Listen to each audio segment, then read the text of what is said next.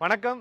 தமிழ்நாட்டின் மிக நீளமாக அமைக்கப்பட்டுள்ள மேம்பாலம் மக்கள் பயன்பாட்டிற்கு வந்துள்ளது. அதாவது கோவை உப்பிலிபாளையத்திலிருந்து கோல்டுவின்ஸ் வரைக்கும் 10 கிலோமீட்டர் தூரம் இந்த மேம்பாலமானது கட்டி முடிக்கப்பட்டது.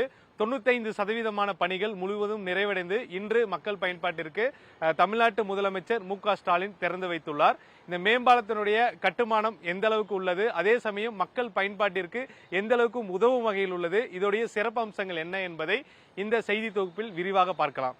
கோவை மாவட்டத்தின் மத்திய ரேகை என்று அழைக்கக்கூடிய இந்த அவினாசி சாலையில் தான் 10 கிலோமீட்டர் தூர அளவிலான இந்த மேம்பாலம் கட்டி முடிக்கப்பட்டுள்ளது.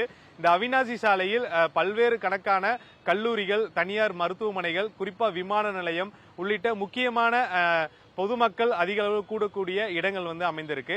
அப்படி இருக்கும் பட்சத்தில் இந்த மேம்பாலமானது கடந்த 2016ஆம் ஆண்டு அதிமுக ஆட்சியில் இந்த உயர்மட்ட மேம்பாலம் அமைப்பதற்கான ஒப்புதல் வரையறுக்கப்பட்டு அனுமதி வழங்கப்பட்டது. அதே சமயம் 2020ஆம் ஆண்டு இதற்காக 1621 கோடி ஒதுக்கப்பட்டு திட்டங்கள் வகுக்கப்பட்டது. ஆனால் ஆட்சி மாற்றம் நிறைவடைந்து திமுக ஆட்சிக்கு வந்த பிறகு இந்த மேம்பாலத்தை கட்டி முடிச்சிருக்காங்க.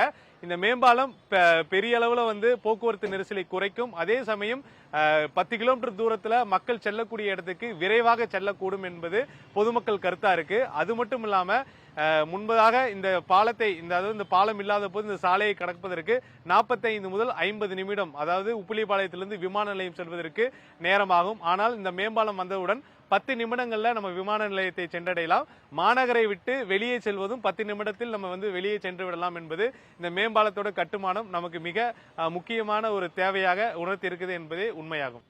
கோவை மக்களின் நீண்ட வருட கோரிக்கையாகத்தான் இந்த அவினாசி உயர்மட்ட மேம்பாலம் இருந்தது. அது பயன்பாட்டிற்கு வருவதற்கான அறிவிப்பை தமிழ்நாடு முதலமைச்சர் கடந்த ஒரு சில தினங்களுக்கு முன்பு அறிவித்திருந்தார்.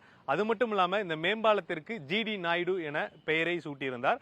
அதற்கு ஒரு சில காரணங்களையும் மேற்கோள் காட்டியிருந்தார். கோவை என்றாலே புதுமை, அது மட்டும் இல்லாம அறிவியலில் புதிய கண்டுபிடிப்புகளை கண்டுபிடித்த இந்தியாவின் எடிசன், பெரியாரின் உற்ற தோழர் என்று ஜிடி நாயுடுவை மேற்கோள் காட்டி அவருடைய புகைப்படத்தை பகிர்ந்துதான் இந்த மேம்பாலத்திற்கு ஜிடி நாயுடு என பெயரை வைப்பதாக அவர் அறிவித்திருந்தார். இந்நிலையில் ஜிடி நாயுடு என இந்த மேம்பாலம் பொதுமக்களால் அறிவிக்கப்பட்டு பயன்பாட்டுக்கு வந்துள்ளது மிக முக்கியமாக பார்க்கப்படுகிறது. 10.1 கிலோமீட்டர் தூரம் அமைந்துள்ள இந்த மேம்பாலத்தின் சிறப்புகள் பார்த்தீங்கன்னா 4 வழி பாதையாக இந்த மேம்பாலத்தை அமைச்சிருக்காங்க. அது மட்டும் இல்லாம மேம்பாலத்தின் நடுவே 4 அடிக்கு இந்த சென்டர் மீடியேட்டர் அமைக்கப்பட்டு 10 கிலோமீட்டர் 1 மீட்டர் வரைக்குமான இந்த மேம்பாலமானது கட்டி முடிக்கப்பட்டிருக்கு.